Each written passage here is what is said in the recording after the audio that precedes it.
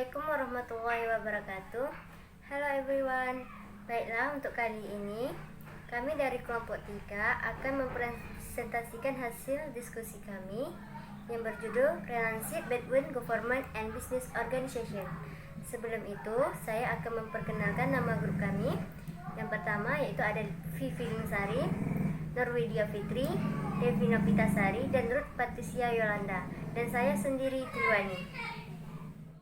Baiklah, untuk penjelasan pertama, saya sendiri, Triwani, nomor absen 5, yaitu Relationship Between Government and Business Organization. Government and business institution in a country in many ways are interrelated and independent in today's global economy. Businessmen and entrepreneurs are the driving forces of the economy. In a plain economy or even in the market economy, government hold control of shaping the business activities of a country. For maintaining a steady and upward economy, grow the government must try to make the environment for business organization sustainable. Untuk slide selanjutnya akan dijelaskan oleh Vivi Lingsari. Name is Vivi Lingsari. In this slide, I will continue to explain the relationship between government and business organization. The main goal of business is to make profit, and government goals is to ensure economic stability and growth. Both of them are different but very codependent. For this, government and organization or businesses always try to influence and persuade each other in many ways for various matters. A balanced relationship between the government and businesses is required for the welfare of the economy and the nation. Jadi, tujuan utama dari sebuah bisnis itu adalah untuk mencapai atau membuat keuntungan, dan pemerintah memiliki tugas untuk menstabilkan ekonomi dan pertumbuhan ekonomi. Keduanya sangat berbeda, tapi sangat berperan penting. Untuk itu, government atau pemerintah dan bisnis atau para pengusaha selalu mencoba untuk mempengaruhi dan selalu bekerja sama dalam menyelesaikan masalah. Sebuah keseimbangan hubungan di antara pemerintah dan usahawan itu sangat diperlukan untuk kestabilan dan perkembangan ekonomi maupun negara. Let's see how government and business organizations try to influence each other in the next slide. Organizations try to force the government to act in ways that benefit the business activities. Of course, for that, an organization must go through legitimately, and the organization must follow the laws of governments to run the business smoothly and making sure there is level playing field.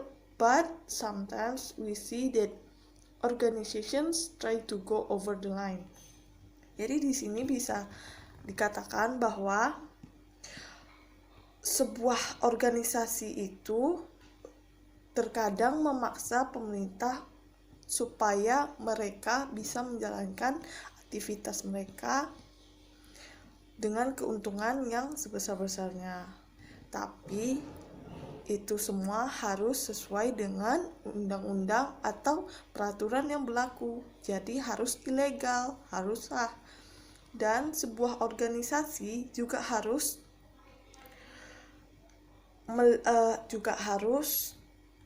berhati-hati dalam menjalankan usahanya, yaitu seperti tidak melanggar aturan, tidak melanggar undang-undang, dan harus bisa memastikan kalau apa yang mereka lakukan atau apa yang perusahaan mereka lakukan itu tidak mengganggu atau merusak lingkungan.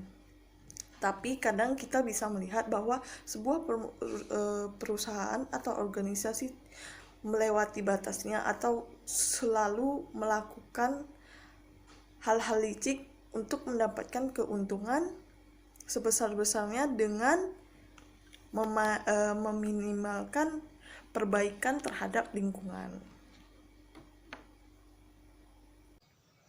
Assalamualaikum warahmatullahi wabarakatuh. My name is Nurwida Fitri, attendance list number 12. And next slide is, these are the common methods that business organizations use to influence government politics. Number 1, personal conduct and lobbying. The corporate executive and political leaders and government officials are in the same social class. Number 2, forming trade unions and Chamber of Commerce. Trade unions and the Chamber of Commerce are associations of business organizations with a common interest. Number 3, political action committees. Recently, in the 2012 U.S. election, the Trump Super PACS was a common topic in many discussions. And last, large investment companies if can make very large investment in industries or project could somehow affect government policies. 4 metode umum yang bisa diurus oleh organisasi bisnis. Yang pertama yaitu personal melakukan perilaku dan melobi para eksekutif, korporat dan pemimpin politik dan pejabat pemerintah berada di kelas sosial yang sama. Hal ini menciptakan hubungan pribadi antara kedua belah pihak. Selain itu, organisasi secara formal dari kelompok tersebut untuk mempresentasikan masalah mereka ke badan pemerintah. Yang kedua yaitu membentuk serikat pekerja dan serikat pekerja perdagangan. Perdagangan dan Kamar Dagang adalah asosiasi organisasi bisnis dengan ketertarikan bersama. Mereka bekerja untuk menemukan masalah umum organisasi dan laporan sekarang. Memegang dialog untuk mendiskusikan dengan badan pemerintah. Yang ketiga yaitu Komite Aksi Politik. Baru-baru ini di pemilihan Amerika Serikat pada tahun 2012, istilah Super PACS adalah topik umum dalam banyak diskusi. Komite Aksi Politik atau yang disingkat dengan PACS merupakan organisasi khusus yang dibentuk untuk meminta uang dan mendistribusikan kepada kandidat politik. Sebagian besar zona eksekutif yang kaya menyumbangkan uang kepada kandidat politik yang pandangan politiknya mirip dengan mereka. Terakhir yaitu perusahaan investasi.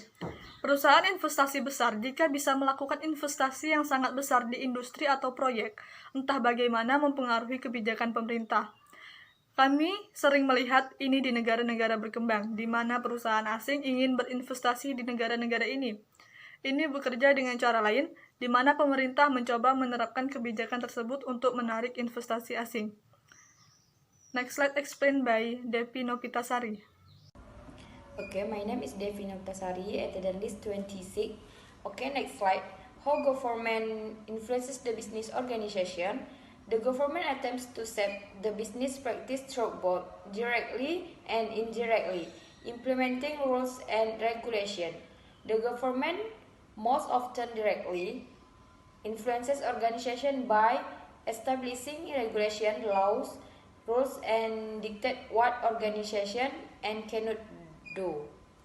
To implement legislation, the government generally created special agencies to monitor and control certain aspects of business activity. For example, the Environment Protection Agency handles Central Bank, Food and Drug Administration, Labor Commission, Securities and Exchange Commission, and much more. Okay, next slide, explained by Ruth Patricia Yolanda. Ruth Patricia Yolanda, our presentation slide number 8 and number 9.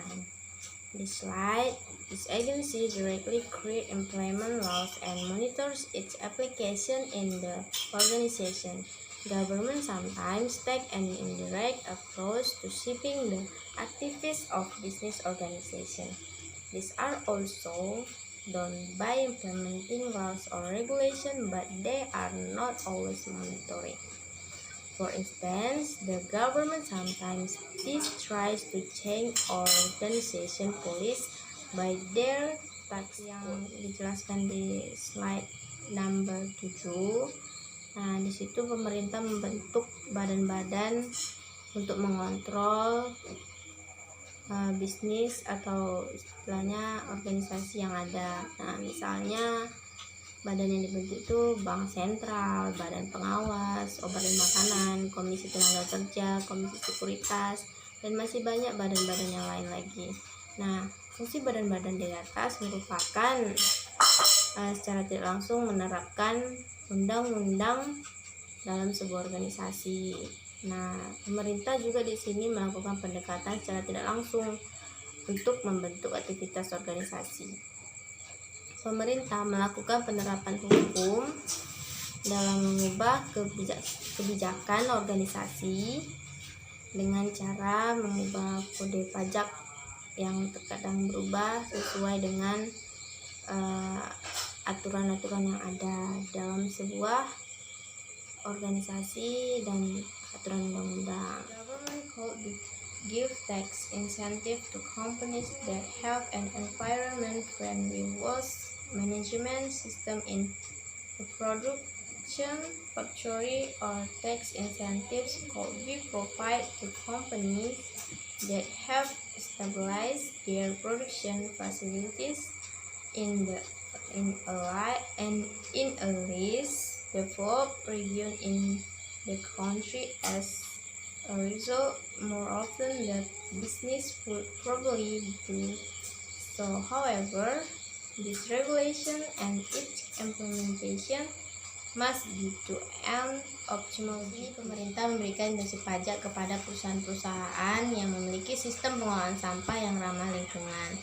Nah, di sini juga pemerintah membantu perusahaan yang dalam membangun fasilitasnya di daerah yang kurang berkembang di dalam negaranya tersebut. Nah, bisnisnya harus regulasinya itu dan implementasinya itu harus optimal supaya mereka setara begitu. Oke, sekian dari presentasi saya, akan dilanjutkan oleh teman saya atau moderator yang akan membawa acara.